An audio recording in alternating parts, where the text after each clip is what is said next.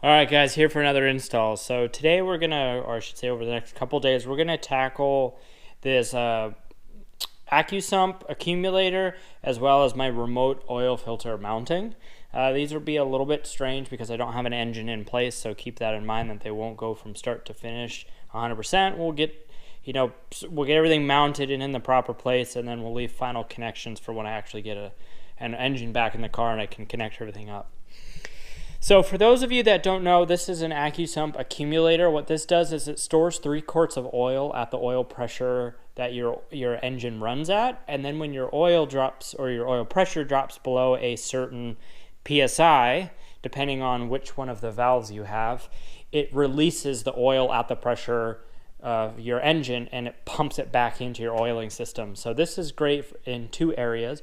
One, if you have any oil starvation on track or anything like that, it'll actually recharge the system, if you will. It'll pump oil back into the system and help keep your engine from having a dropped oil pressure on track to the point where you starve the engine.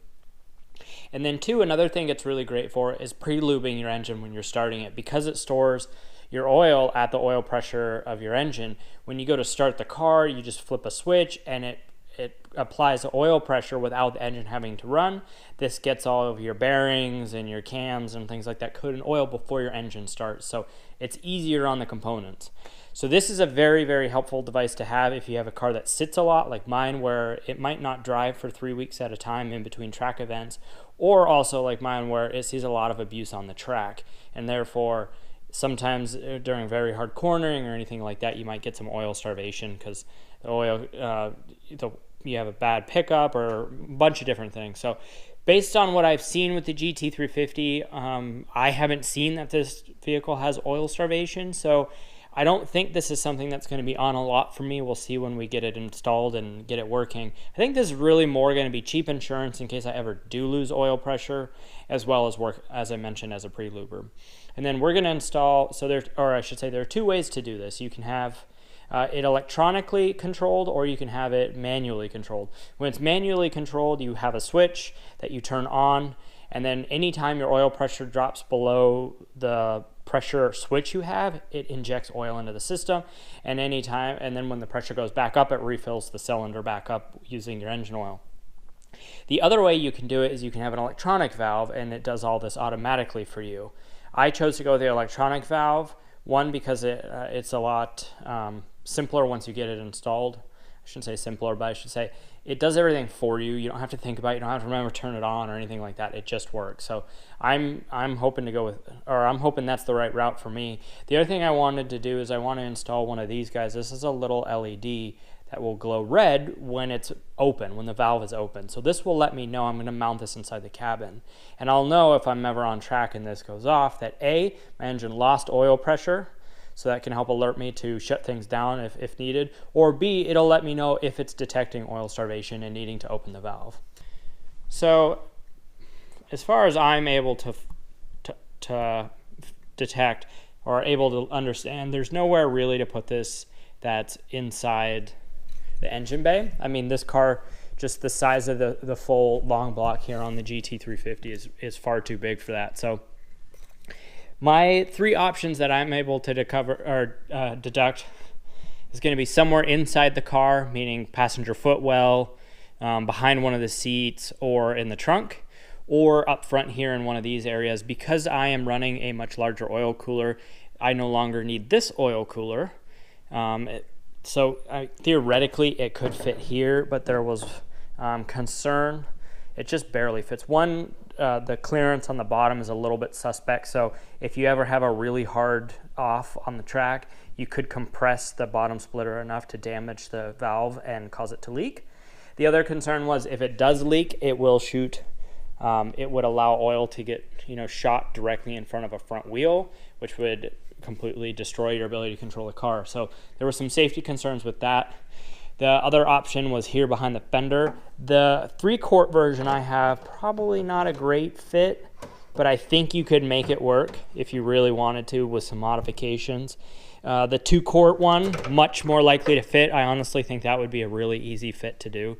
So keep that in mind. The one concern though, or I should say the positive aspect by putting it behind the fender here, is the line to the engine is really short, so that'll be more efficient. The downside is if anybody taps you on the side here, you risk damaging this and causing an oil spill, so that's not ideal. All right, so and I think our last option for this is going to be somewhere here in the trunk. This is our most logical, given what I showed you up front. And I wasn't really the biggest fan of having it inside the car with me. I know this is kind of inside the car, but at least it's not literally at my feet or at passengers' feet or anything like that. And eventually that Watson rear seat delete will get replaced by the Watson close off panel. So hopefully it won't, if anything catastrophically goes wrong with the Accusump itself, it won't dump oil on me or the passenger or anything like that. So that said, I think we're limited here to the trunk. I found a pretty decent way to run what I think is a pretty decent way to run the line from the Accusump up to the front of the car underneath the car, actually by utilizing the little plastic cover where the fuel line and the brake lines are. I'll show you that in a minute once we install this and lift the car back up.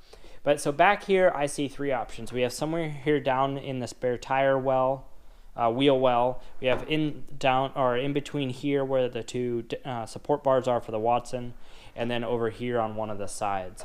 So I'm not a huge fan of going on the sides, mostly because of this ridge right here. It's quite aggressive, and it would force me to use some pretty big spacers. And I don't know. That's not a super clean install as it is. So I'm looking to see what else there is I can do.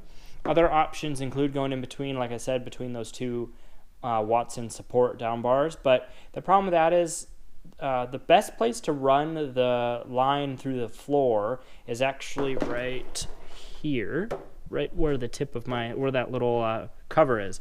And the reason is not because there's already an existing hole there, but there's actually really good access through the cradle underneath around the diff to get to that point on the floor. So that means when I install the bulkhead fitting, it'll be very, very easy to tighten things down and get a wrench in there. Theoretically, I could choose anywhere in this general region, but that has no brake lines to drill through. I mean, it's wide open. It's a safe bet. It's a sure area to go through the floor. The problem is if I put the Accusump here, it makes routing it, because the output is about right here. So that makes it a very tight angle to make. I could use hardline for that. I wouldn't want to obviously use hose for that. I could use fittings and hardline it, but I'm not super happy with the stress that could potentially cause if the Accusump loosens up on me and starts to move around. It'll put a lot of stress on this valve, which will have 80 pounds of pressure behind it of oil. 45 to 75 I think is what the range typically is on the car. So not a super big fan of that, even though that's probably the cleanest looking, and a lot of people would probably argue that would be the way to do it. I'm just not comfortable with that. I would like a rubber steel braided reinforced hose between those two. That gives that a little bit of give if for some crazy reason this thing loosens up on me. So I think what I've learned, or what I've settled on, is actually putting it down here in the spare tire.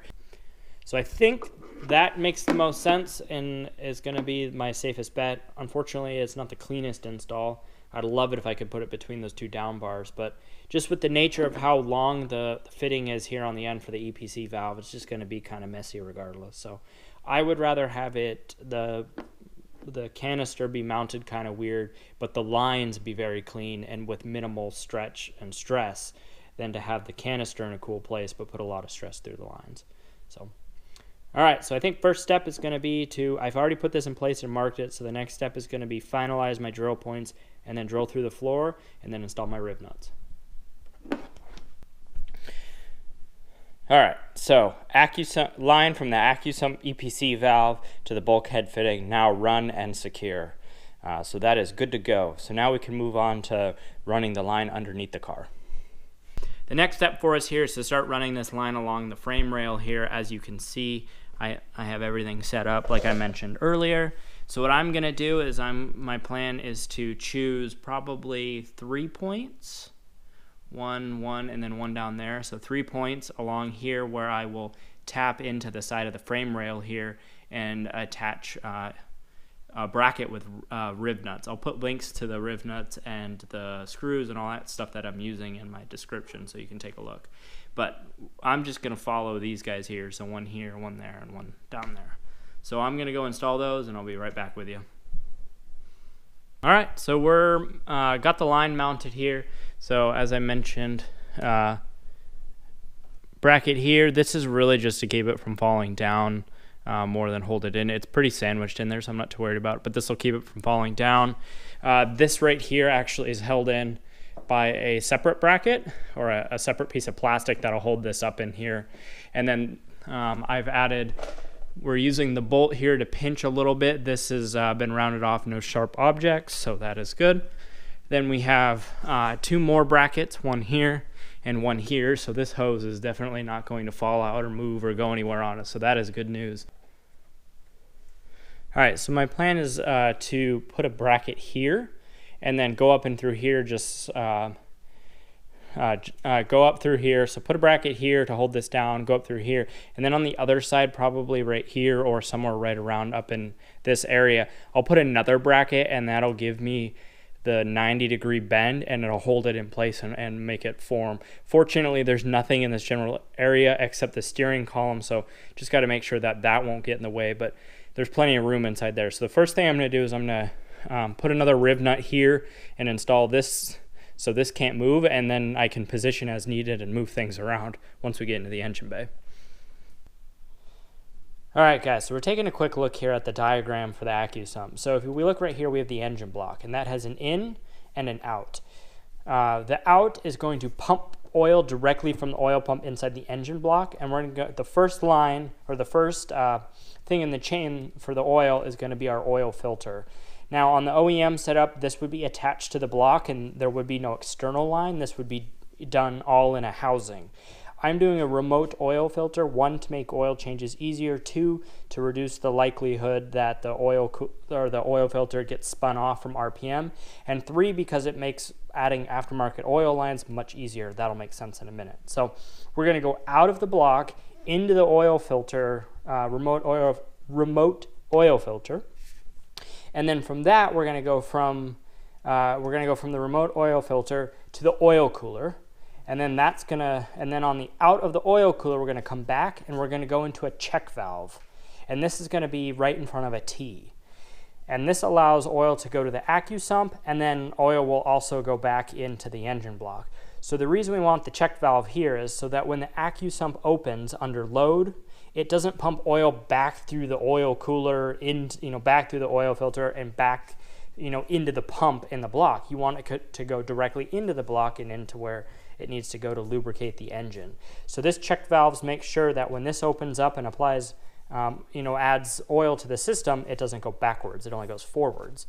And then this has its own valve on it here, so when this is full, it will close that valve and it will no longer accept oil, so that will force the oil back into the system. So this is what it looks like on paper. It's fairly simple. It's a little bit harder in practice for me because I've added the remote oil filter and some other things. So let's go take a look at what that looks like. All right, guys, so apologies for the strange locale that we're in, but we're inside the engine bay, and there's not really a good way to look at this because I don't have an engine in here to kind of give you reference for what we're looking at. But essentially right here, right above the steering rack, is where the oil will be coming out of the block. So imagine that we have a block right here, or an adapter plate on the block that we can connect to for the oil. So the first stop, it's going to come out of here and it's going to go up here into this plate. So if we take a look, you can see there's the in. So we're going to go straight from the steering rack area in, and then we're going to come out of this, and then we're going to go head towards the oil cooler. So we're going to run that line next. So we're going to come out here and run to the oil cooler, and then we're going to create a return line from the oil cooler. And the return line is going to come through here, and it's going to go into this check valve I was telling you guys about that I've already ended up putting it.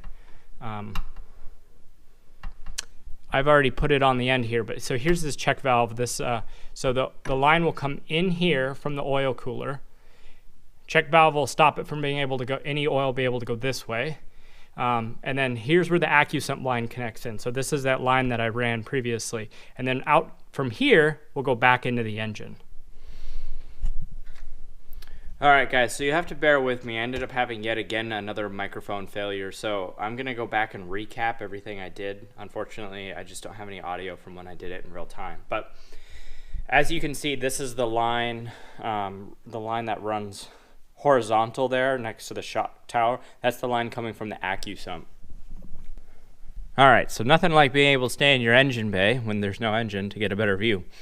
So this line here comes from our Accusump in the back, routes into our T that I talked about in the diagram.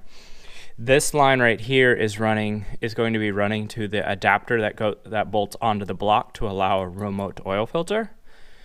And then the other half of the remote oiling system or remote oil filter part is going to be this line that runs up into my remote oil filter itself, which is right here.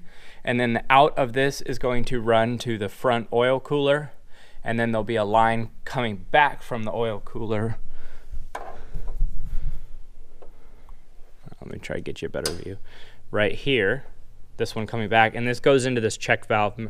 As I mentioned before, this is that one-way valve that'll allow oil to come through this way but not go back. And that's so that when the Accusump opens, or I should say when the Accusump injects oiling into the system, it doesn't go back into the oil cooler. Instead, it goes down and back into the engine, which is what we want. So fairly simple. Might seem a little bit complicated at first, but it's really not too bad once you kind of get a hang of it and you kind of take a look at things and look where you want to route things. So I'm going to jump out of the engine bay and show you guys what it looks like up front when it connects into the oil cooler now. All right, so as you can see, oil lines come down through in between the radiator and the frame rail, and then they go in. So we got one going down to the bottom and one going up to the top. So nice and simple, nice and clean. Shouldn't have any problems with that.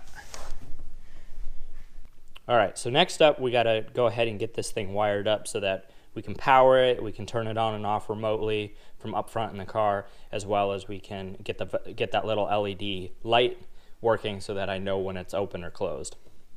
So it's fairly simple. We just gotta take 12 volts and run it first to a toggle switch that we can use to interrupt the circuit, and that'll allow us to remotely turn it on and off. That will be put up front in the car near me in the driving position. Then we'll run to the pressure switch when the pressure, and then this will also interrupt the circuit. And then once, then come out of the pressure switch and go into the electronic valve connection. And then the other pole on the electronic valve connection will just chassis ground. So this is a fairly simple, easy to work with diagram. So just for a recap, this switch is used to interrupt the power signal going to the pressure switch. This allows us to manually control when it's allowed to open or close the valves. The pressure switch here detects oil pressure, and when it drops below 35 to 40 psi, it will open up this EPC valve. So these kind of do the same thing. This one is a master switch, and then this one works as an automated switch so that you don't have to manually tell the valve when to open and close. This one will automatically work. So I've already gone ahead and done this, as I mentioned, because of the microphone failure, so I'm going to walk you through what I did and kind of where I ran things. All right, guys, we're back here in the trunk taking a look at the wiring. So if we look at this green wire, this is that 12 volt that's coming from the toggle switch that it was shown in the diagram. This powers this unit. It goes to this pressure switch, which completes the circuit when we need to add oil into the system. And the way it does this is when the oil pressure is below 35 to 40 psi, it will open this valve. It does that by disrupting the current coming from here, not allowing it to reach the valve.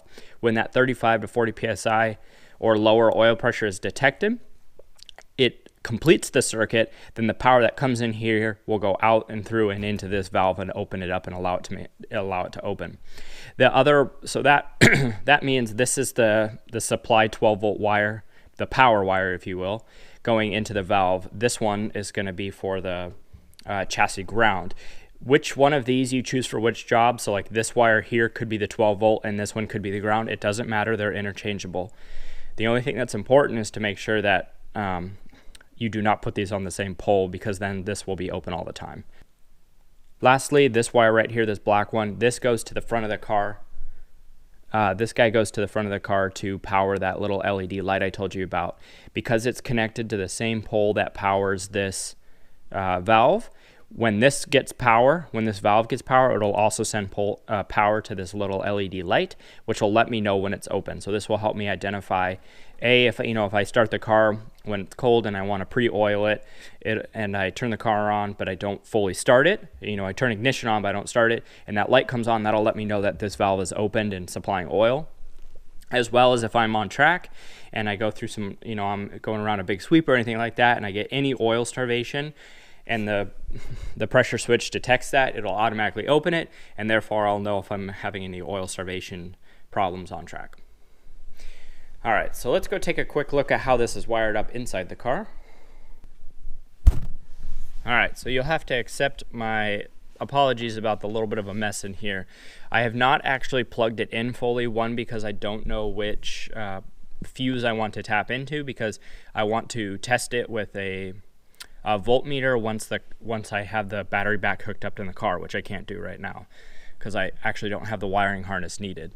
So I'm going to wait on that. But what I'm hoping to do is I'm going to tap into the interior fuse panel here and choose one of the fuses that is only open, or it's only supplying power, I should say, when the ignition is on. So I don't want it where it's always on. I only want it when the ignition is on, just because I don't ever want it to drain the battery for no reason. So I've grabbed an AMT Tapa fuse. So this is a Tapa fuse, and here it plugs into a fuse, and then it supplies an output for it without disrupting the original circuit. So this is for AMT fittings. This is what we need in this car. I will plug that in once I get a chance to measure.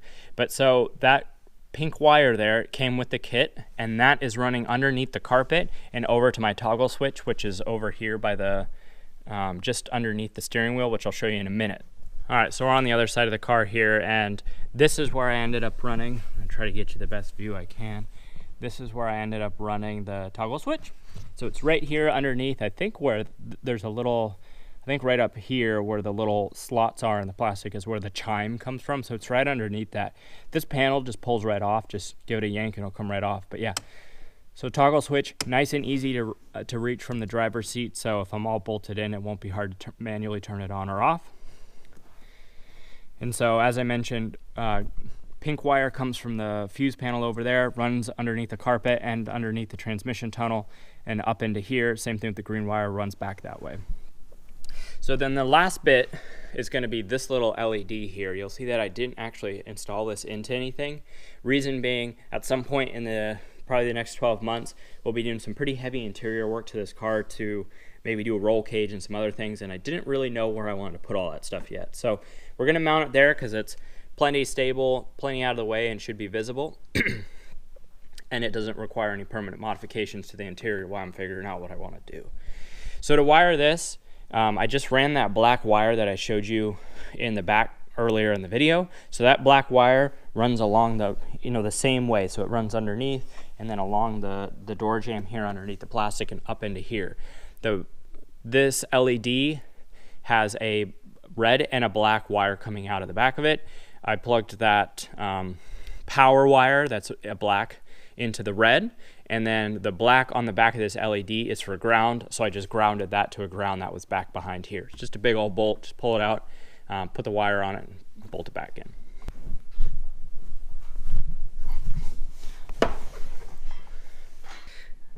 All right, guys, that's it from me for today. Whew, that was a hard one to get out for some reason today. But that's it for me. This install, unfortunately, I can't test it for you and show you that it works just because it's kind of hard to do that without an engine, and I don't even have the wiring harness hooked up to the battery supplying power to any of the car. So I'll come back to this video if none of it works when we go to put the engine back in the car and update it, but it really should work. It's fairly simple. Once you break it down how each individual part works, and I tested things with electrical, with a multimeter and stuff like that, so it really should work. I'm hoping it works. I'm gonna be embarrassed if it doesn't. But if you have any questions on anything included in this video, please drop me a comment. Let me know.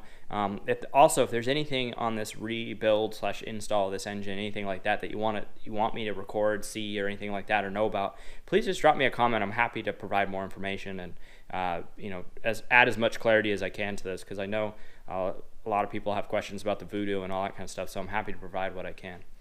All right. In the meantime, Drop me a comment, send me a message, let me know if you like what's going on. Appreciate it. Have a good one.